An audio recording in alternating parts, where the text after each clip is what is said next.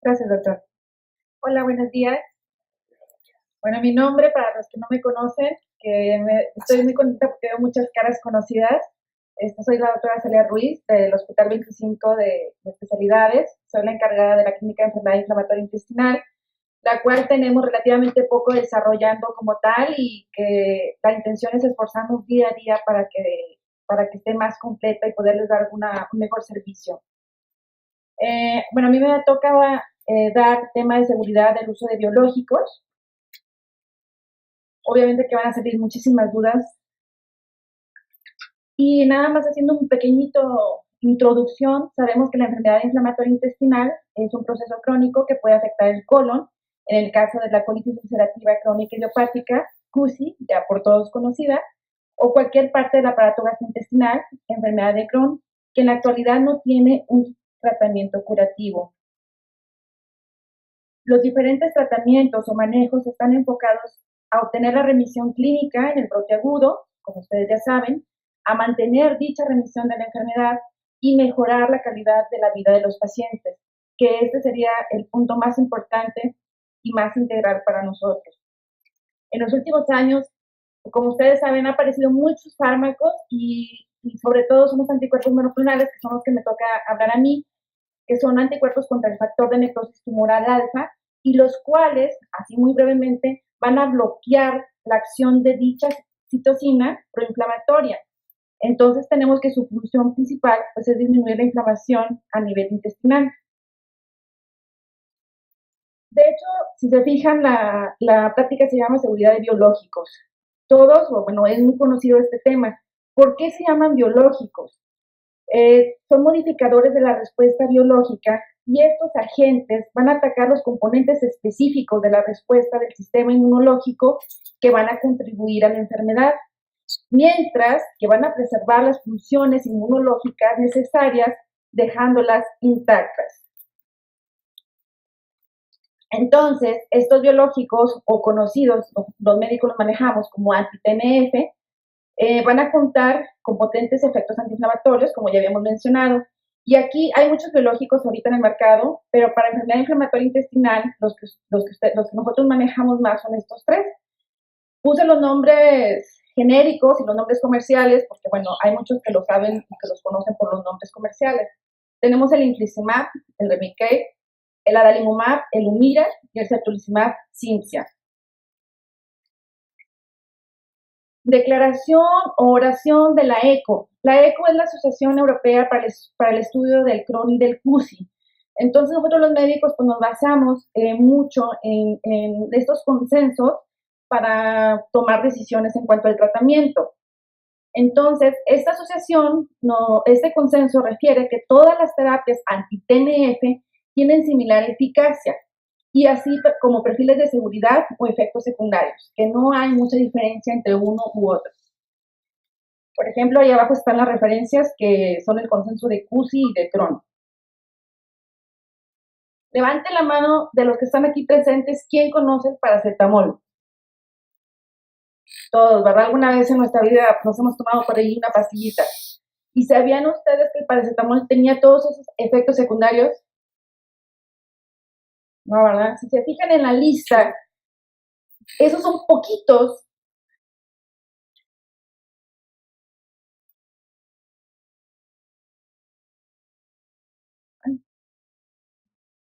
Si se fijan, estos efectos secundarios que están aquí a la izquierda son pocos de toda la lista de los efectos secundarios en cuanto a este medicamento. Es un medicamento muy noble, que se vende sin receta y que se usa muchísimo. Entonces, todos los medicamentos tienen efectos secundarios, porque si un paciente presentó alguna vez un efecto, ya queda marcado como efecto adverso o efecto secundario. Y a lo mejor el porcentaje de presentación es muy, muy pobre, pero se tiene que mencionar, ¿sí? Y ustedes a lo mejor han tomado, ¿qué les diré? 100, 200, 300 tabletas de paracetamol y jamás les ha pasado nada. ¿Sí? Entonces esto nada más es como un comentario para reflexionar. Cuando se padece la enfermedad inflamatoria y el médico le dice que el paciente ya requiere de un anti-TNF o de un biológico, Entonces, ¿cómo se escoge el biológico que se va a usar? O sea, ¿por qué vamos a escoger tal o cual? Esto depende de estos puntos y esto es lo que también está mencionado en las guías. Depende primero de la disponibilidad del centro. O sea, ¿qué medicamentos tiene ese centro? La forma de aplicación del medicamento, porque si el centro se puede aplicar o no se puede aplicar ahí. La preferencia del paciente también se debe de tomar en cuenta. Los costos, obviamente que no lo podemos obviar, sobre todo cuando los pacientes no son de una institución pública, pues claro que le tenemos que preguntar esto, ¿no? Y las guías nacionales, ¿sí? Entonces nosotros sabemos que las complicaciones de la terapia con anti-TNF va a aumentar, o sea, ¿cuáles son las principales complicaciones? Las más frecuentes. Va a aumentar el riesgo de las infecciones y este es el efecto adverso más común, especialmente sobre aquellas infecciones oportunistas y que pueden llegar a resultar en una mortalidad del 1%. Si se fijan, es un porcentaje muy bajo porque pues siempre tenemos que estar al pendiente de todo esto y con esto se van a evitar las complicaciones, pero sabemos que están aumentadas y que es un riesgo. Las infecciones pueden progresar de forma más rápida que una persona que no está con este tratamiento y ser mucho más severas. Los riesgos obviamente son mayores y aparte aquí es muy importante que si además de que están recibiendo un tratamiento biológico se agregan otros inmunomoduladores como el uso de la acetioprina, entonces el paciente va a tener un riesgo mayor. Si a esto le agregamos que el paciente tiene esteroides, que ustedes también saben que nos va a modular la inmunosupresión del paciente, pues entonces también los riesgos están aumentados. O sea, no es una sola cosa, sino es la combinación de todos los tratamientos. Y de hecho, en las guías, en el consenso de la ECO, se refiere que el tratamiento con anti-TNF es relativamente seguro, si es usado con indicaciones apropiadas. Y de hecho, lo que nos tiene que quedar bien claro es precisamente esto. Si un medicamento está bien indicado y se estudió adecuadamente al paciente, si tú lo pones en una balanza de pros y contras, entonces obviamente que en la mayoría o si no es en todos los pacientes, su indicación va a ser apropiada y el paciente va a tener una buena respuesta. La asociación, por ejemplo, de los anti-TNF con acetioprina o mercaptopurina se debe de tratar de evitar, por ejemplo, en pacientes jóvenes por el riesgo de linfoma hepatoesplénico de células T. Entonces, muchas veces cuando ahora sí llegan los pacientes a la consulta y sobre todo personas jóvenes, pues uno les tiene que explicar que existe este riesgo que se ha documentado, que es muy, muy, muy poco probable, pero está ahí. Y hay mucha gente que pues obviamente le da mucho miedo. El riesgo de linfomas está dado por el rol de TNF en la supresión tumoral. Y este riesgo no ha sido confirmado, también se refiere en los últimos consensos europeos, que no ha sido confirmado en estudios de vigilancia, pero el seguimiento es corto y se realizó un metaanálisis, es decir, se revisaron varios ensayos o todos los ensayos que hablaban sobre vigilancia de pacientes tratados con biológicos, y en estos ensayos refieren que hay un riesgo aumentado, por ejemplo, comparado con las tiopurinas, pero es un riesgo muy bajo. Y algunos estudios reportan mortalidad del 1%, muy bajo. Y se refiere a que en los pacientes, bueno, el riesgo es más alto en edad avanzada. En general, en total, en los pacientes que reciben biológico, los efectos adversos graves son infrecuentes y se reportan en menos del 5% de acuerdo al consenso europeo. Obviamente que le digo, siempre y cuando esté bien indicado el tratamiento. No se debe iniciar ningún biológico, o sea, las premisas es que no se debe iniciar ningún biológico si el paciente tiene una infección severa, esto es súper importante, y que no se debe de iniciar un biológico si hay datos de obstrucción intestinal. Yo voy a tratar de dar lo más importante, pero aquí lo estamos viendo. Por ejemplo, las reacciones adversas inmediatas a la administración, en el caso de los que se administran en infusión, como el infliximab, pues se pueden presentar reacciones adversas leves durante las 2 horas de la infusión, o sea, mientras se está aplicando el medicamento, o poco tiempo después. Son raras y responden a la disminución en la velocidad de infusión. Se puede bajar la velocidad. Y obviamente que para evitar este tipo de reacciones adversas, se da tratamiento con antihistamínicos, paracetamol y corticosteroides. Se pueden llegar a presentar reacciones anafilácticas. Por eso también la aplicación de las infusiones de los biológicos se da en un centro donde hay enfermería, que está al pendiente del paciente, que lo están vigilando. Si acaso se ve que hay una reacción adversa, en ese momento se es tratada, incluso se nos habla a los médicos, se nos dan indicaciones médicas y generalmente no hay ningún problema. Por ejemplo, algunas cosas específicas en cuanto al cetolizumab pegol, Cimzia. En pruebas clínicas, los efectos secundarios más comunes son infecciones de las vías respiratorias superiores, infecciones urinarias repetitivas y salpullidos cutáneos. Esta tabla, por ejemplo, es de la Asociación de España y donde mencionan la revisión de información diagnóstica previa al tratamiento.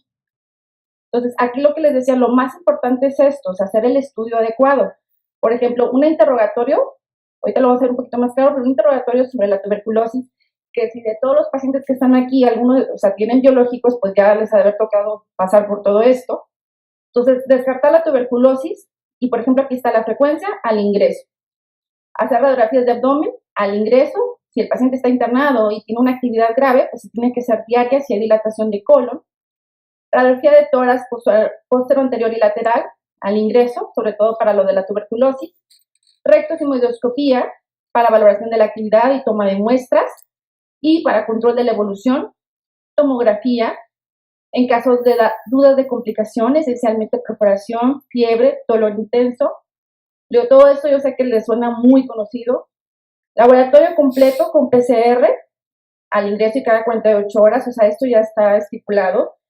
Serologías para virus como citomegalovirus, virus de hepatitis C, virus de hepatitis B, VIH, el PPD para tuberculosis, coprocultivo para descartar que no haya ningún proceso infeccioso agregado, toxinas AB para Clostridium difficile, para la colitis pseudomembranosa, que esto es muy importante y es una infección que está muy frecuentemente asociada a la enfermedad inflamatoria intestinal.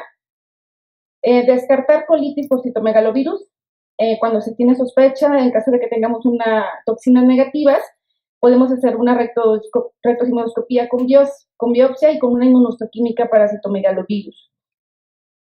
Sobre todo eso se tiene que descartar siempre cuando hay una recaída de la enfermedad. Entonces, antes de iniciar el tratamiento biológico, se tienen que hacer todos los estudios que ya mencioné previamente. En cuanto a la tuberculosis, tenemos que descartar tuberculosis. Es importante que avises a tu médico si alguna vez has tenido tuberculosis, o sea, esto no se puede, son información que no se puede obviar. Si has tenido tuberculosis o has estado en contacto directo con alguien que tuvo la tuberculosis, papás, abuelitos, padrinos, la gente que trabaja en casa, todo esto es importante. Y como estudios de escrutinio se hace un PPD y se hace una radiografía de tórax. En la tuberculosis se menciona que hay una reactivación, un desarrollo de tuberculosis en 24 de 100,000 pacientes, y lo cual se ha visto es mayor a lo presentado en pacientes que tienen artritis reumatoide sin biológicos, que aquí en este caso son 6 a 100,000. ¿Por qué mencionamos la artritis reumatoide? Los biológicos se empezaron a usar en pacientes con artritis reumatoide y de hecho por la cantidad de pacientes y por ellos tener mucha experiencia con los biológicos, mucha de la información y de la comparación se basa en este tipo de pacientes.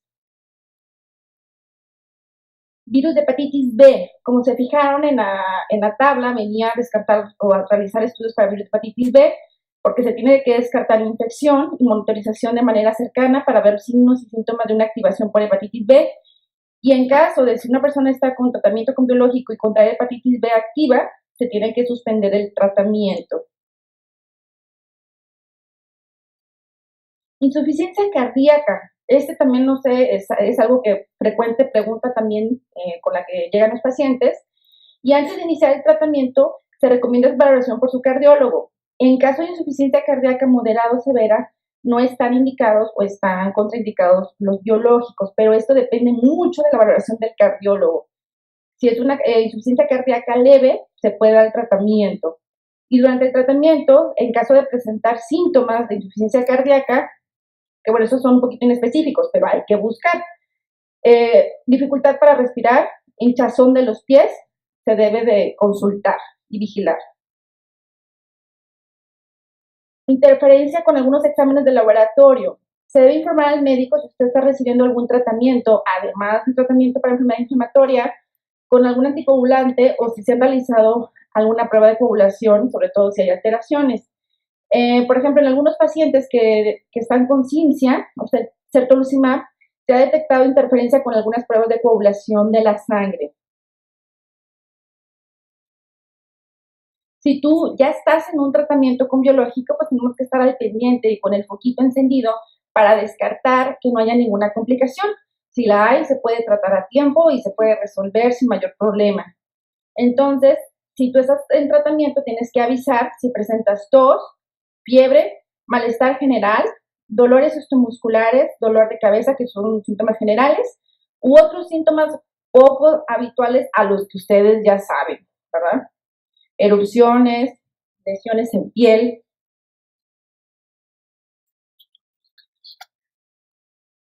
Y por último, esta tabla es una tabla completa. En la última actualización del Consenso Europeo para QC-Crohn del 2014, de este año, existe una tabla en la que se sugiere hacernos una checklist de todos los estudios que se deben de hacer antes de iniciar el tratamiento con biológico. ¿Sí?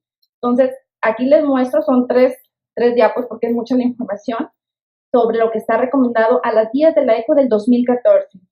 Entonces, obviamente es un interrogatorio detallado para buscar eh, posibles complicaciones o enfermedades que se nos estén pasando, la historia de la infección, si han tenido todo este tipo de infecciones y de todo tipo, bacterianas, hongos, virus, herpes, varicela, parásitos, tuberculosis, cómo está el esquema de inmunizaciones, qué vacunaciones tiene el paciente, riesgos ambientales, si hay riesgo de tuberculosis o no, si hay contacto potencial con pacientes con tuberculosis, país de origen endémico para tuberculosis, que en nuestro caso, pues nosotros somos un país endémico, planes de viajar a áreas endémicas, otro tipo de infecciones, por ejemplo, personas que tienen viajes a países del trópico o áreas endémicas de algún otro tipo de infección, pues también se tiene que tomar en cuenta.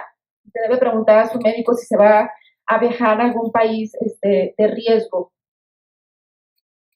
Exploración física, obviamente, escrutinio de tuberculosis, lo que ya mencionábamos aquí de los estudios, pruebas de laboratorio, que son todas las pruebas virales, como están mencionadas aquí, varicela, el examen general de orina, examen de heces, la vacunación, toda la vacunación de rutina, ¿sí? Es la que está mencionada. Todas las vacunas que se deben de poner antes de que el paciente inicie la terapia biológica para evitar precisamente las infecciones oportunistas, cuándo se debe de hacer la revacunación. Y, por ejemplo, aquí viene educación para pacientes y referencias a otros especialistas. Medidas higiénico-dietéticas, bueno, obviamente, consejos sobre higiene de alimentos, que esto es muy importante. No es tanto sobre qué comer y qué no comer, pero la higiene de alimentos obviamente es muy importante. El escrutinio de cáncer cervicuterino. Esto es algo que a veces no le tomamos importancia o se nos puede pasar en la consulta, pero todas las pacientes, obviamente mujeres, tienen que ser referidas para realización de un Papa Nicolau, porque se ve que hay aumento del riesgo de cáncer de cervix. Viajes. Referir a los pacientes viajeros con el infectólogo, ¿verdad? Lo que mencionábamos, y sobre todo van a viajar a un país tropical de alto riesgo para ver si se tienen que recibir alguna protección o vacuna específica o tratamiento. Y por ejemplo, aquí las vacunas de los virus, vivos atenuados, no se deben de evitar en pacientes con terapia inmunomoduladora o con tratamiento con biológico. Esto es bien importante. Creo que ya es todo. Ok, traté de concentrarme en 15 minutos.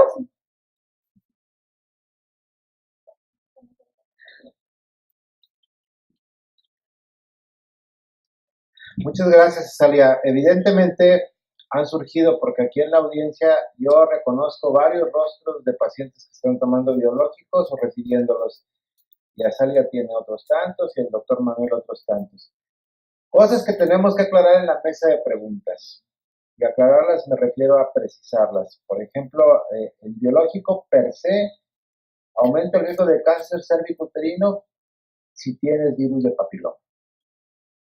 Hay que precisar cosas y entonces ya tendremos oportunidad, después de la charla del doctor Manuel Martínez Vázquez en relación a embarazo y enfermedad inflamatoria, de ampliar la información. Buenos días. Bueno, pues este es uno de los temas más controversiales en enfermedad inflamatoria por la preocupación que pues es inherente de la mamá hacia su, hacia su hijo y del papá también. Pero vamos a ver que esta es una posibilidad que una mujer se embarace sin problemas.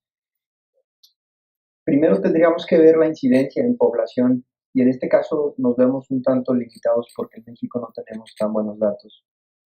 No sabemos cuántos pacientes con precisión hay. La colitis ulcerosa tiene una incidencia de 10.4 por 100.000 habitantes. La enfermedad de Crohn de 5.6. En México no tenemos la idea completa, pero lo que sí sabemos es que el diagnóstico es en edad reproductiva, es decir, en mujeres jóvenes, 50% antes de los 35 años. Cada vez es más frecuente atender a personas con diagnóstico de enfermedad inflamatoria que desean embarazarse. Un cuarto tendrán bebé. Y como quise abordar esta charla es como me preguntan los pacientes. Y las preguntas que hacen es, ¿cuál es la probabilidad de heredar la enfermedad de mis hijos? ¿Las medicinas reducen mi posibilidad de embarazo? ¿Cuándo es el mejor momento para embarazarme?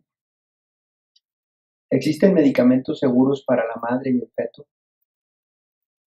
¿Y qué sucederá después del parto? ¿Empeorará mi enfermedad? ¿Parto o cesárea? Son bastantes cosas. ¿Podré dar seno materno a mi hijo? Bueno, la primera, ¿cuál es la probabilidad de heredar la enfermedad a mis hijos? Es muy importante recalcar que estos son datos estadísticos, no son una regla, no son aplicables al 100% a nuestra sociedad. Es decir, son datos que se obtuvieron en alguna otra parte del mundo, pero el tener un padre afectado confiere un riesgo de 2 a 13 veces. Nosotros sabemos que cuando hay rangos así tan amplios, es que hay muchas probabilidades. No lo sabemos con precisión. Este es un dato estadístico que existe. El riesgo con familiares en primer grado es de 1.6%, es decir, es bajo. El riesgo en enfermedad de Crohn es del 5.2%. Es decir, que el transmitir la enfermedad no es una regla. Ambos padres sí sube el riesgo, sobre todo en enfermedad de Crohn, que es una enfermedad un poco más genética. Disminuye con lactancia materna, esa es la buena noticia. ¿Las medicinas reducen mi posibilidad de embarazarme? El uso de teopurinas y medicamentos biológicos se sabe que no tienen una disminución si el paciente no ha sido sometido a cirugía abdominal. Sabemos que aún después de eso hay bastantes técnicas avanzadas que permiten que una mujer pueda concebir. Disfunción sexual.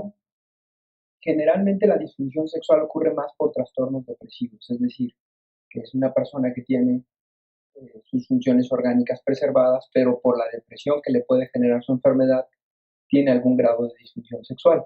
Cuando existe enfermedad perianal y como efecto de otros medicamentos o incluso medicamentos no indicados, como ocurre con cierta frecuencia, consumo de hierbas o de algún otro producto recomendado por la vecina. ¿No pasa? Una pregunta frecuente en hombres. Disfunción eréctil.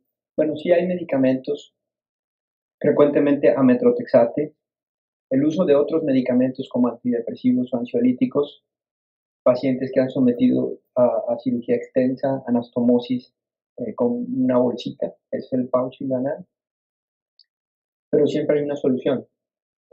Dice un paciente mío que desde que llegaron unas pastillas ya eso no es problema. En el hombre con mayor frecuencia ocurre en enfermedad de Crohn. Algunos medicamentos como sulfasalacina pueden tener algunas alteraciones en el seminograma. ¿Qué quiere decir esto? Que disminuye la movilidad de los espermatozoides. No es un anticonceptivo, para que no lo usen así. Es reversible a los 2 meses, es decir, lo quitas y se acabó el problema. Y pues bueno, el metrotexate sí tiene efectos negativos en la espermatogénesis. Es decir, no se debe de usar cuando se pretende tener un bebé. ¿Cuándo es el mejor momento para embarazarme? Después de meses de enfermedad inactiva. Esa debe de ser una regla. Y en consenso con el médico, con el ginecólogo. Previa preparación con vitaminas, con ácido fólico, con hierro, corregir todas las variables que estén alteradas en un brote, pero esto es posible. Otras comorbilidades controladas. Cualquier otra enfermedad deberá estar controlada. Idealmente sin medicamentos, pero los medicamentos también son seguros. Además, es importante tener conciencia de la necesidad de las medicinas. Es importante recalcar esto, porque ahorita les voy a comentar otra cosa importante. ¿Existen medicamentos seguros? Antes de que vayamos a entrar a los medicamentos seguros, les voy a decir si hay medicamentos seguros.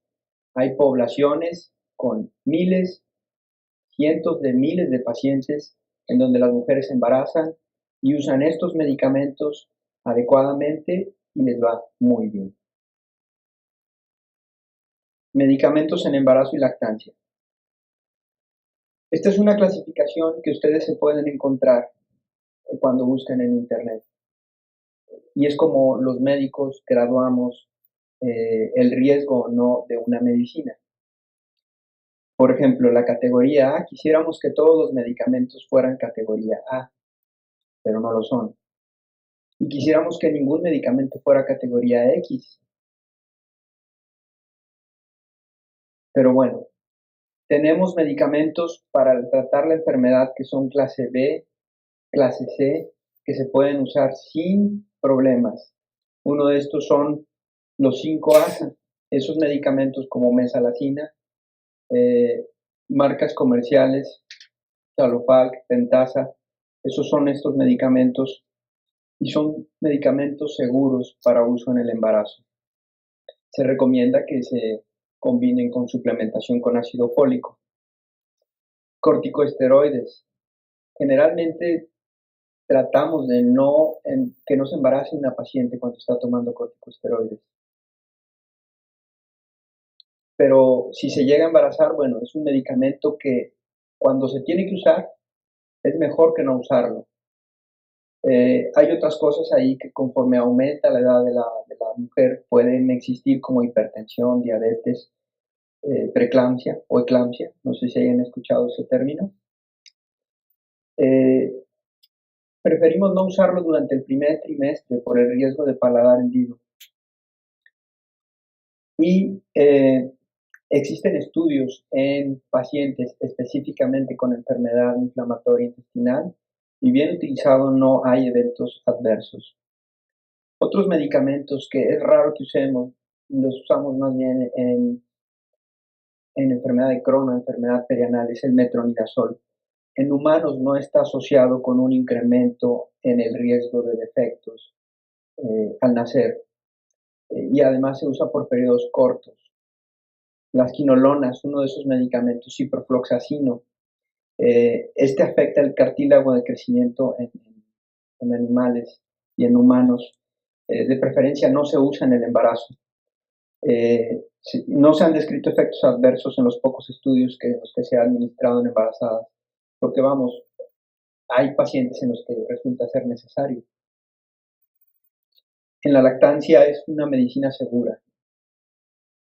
Otros medicamentos como tiopurinas, aunque está clasificado como una clase D, se sabe que es seguro en el embarazo. Hay experiencias en pacientes que requieren la medicina por periodos muy largos, como pacientes trasplantados que se han embarazado, mujeres, y ha sido segura.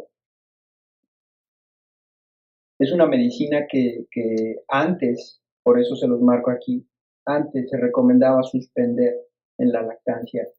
Ahorita sabemos que hay estudios en los que no hay eventos adversos y se recomienda posponer la lactancia 4 horas después de la toma de la medicina. Es decir, que si se lo toma en la noche y en la madrugada se levanta el papá a darle biberón al bebé, no habrá problema. Como debería estar diciendo. Hay medicinas que sí debemos de estar lejos de ellas, y esas son la talidomida y el metrotexate. Esas medicinas no son seguras y se deben de evitar. Otros medicamentos que ya se habló aquí, los medicamentos biológicos, en general se acepta que estos medicamentos como el infliximab, que es el Remicade, Lumira, adalimumab, y el certolizumab pegol o Cimzia, son medicinas que son seguras. Bien utilizadas, brindan ventajas a los pacientes. Hay algunas consideraciones importantes que ustedes pueden ver cuando los vean los efectos, si es, por ejemplo, si atraviesa o no la barrera placentaria. Esta medicina, por ejemplo, infliximab, atraviesa la barrera placentaria, pero hay muchísimas mujeres que han tenido sus bebés sin problemas y únicamente se recomienda posponer las vacunas de virus vivus cuando nace el bebé. Hasta 6 meses después de que nace se vacuna y el bebé está bien. Además, los médicos tomamos ciertas precauciones, como por ejemplo, la última dosis a la semana 30 o 32, pero hay que tomar en cuenta en que el bebé puede llegar a término porque esta medicina se pone cada 8 semanas, cada 7 semanas. Entonces da tiempo para planear una cesárea o un parto y después darle la infusión a la paciente para que no tenga recaída. Otros medicamentos como adalimumab, este medicamento también se acepta que es seguro. No se han demostrado alteraciones en fetos animales, no existen estudios controlados, pero hay datos suficientes en series grandes de pacientes que es una medicina segura. Otro medicamento, el certolizumab pegol, no cruza la barrera de la placenta y es una opción también en la mujer cuando va a terminar el embarazo o cuando planea embarazarse. ¿Y qué sucederá durante el embarazo? ¿Empeorará mi enfermedad si me embarazo? Bueno, un punto importante que deben de tener es que si en un embarazo les fue mal, el siguiente embarazo no es la regla. O sea, no tiene que ser el siguiente embarazo un embarazo igual de difícil que el primero. Eso es una regla. Bueno, como les decía, el punto para que una mujer se embarace es eh, cuando no está activa la enfermedad, cuando está dormida. Hay un mismo riesgo de recaídas que no embarazadas, que es del 34%. En la colitis ulcerativa, cuando una mujer entra con actividad, el 45% de ellas van a empeorar y el 25 al 33% van a mejorar. Un tercio de los pacientes con enfermedad de Crohn activa se van a mantener activos, un tercio mejoran y un tercio empeoran, pero solo de los que entran activos, muy diferente que la mujer entre con enfermedad inactiva. Parto o cesárea. Bueno, cesárea se recomienda en enfermedad perianal activa, presencia de daño o de una cirugía previa, como una bolsita, la bolsita pero ya cuando se hizo la reconexión, o cuando existe un daño en el esfínter del ano. No existe información suficiente de que la cesárea proteja contra exacerbaciones de la enfermedad perianal o desarrollo de esta enfermedad. Y pues bueno, ahí interviene mucho el ginecólogo en cuanto a qué es lo que se recomienda. ¿Podré dar seno materno a mi hijo? No existe una relación directa entre el dar seno materno y que la enfermedad se dispare. En realidad se han observado aumento de recaídas, pero es más porque la mamá suspende la medicina porque cree que la medicina le está haciendo daño a su hijo. Ya vimos aquí que hay medicinas que se pueden usar con toda seguridad durante la lactancia.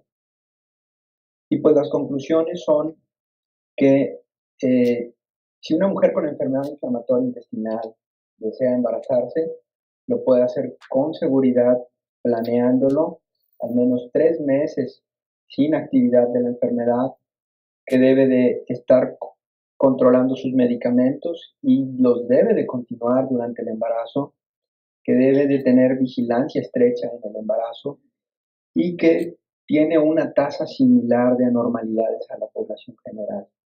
Es decir, que sería igual que cualquier otra mujer que no tuviera enfermedad inflamatoria. Gracias.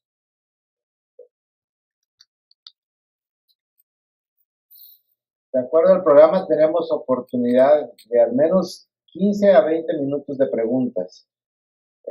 Gracias, Carlos. Qué bueno que encendimos la luz. Si quieren mover sus sillas para acá, Azalia, con toda la confianza y como se los dije al inicio de la reunión, la idea era informarnos, platicar de nuevos medicamentos y compartir.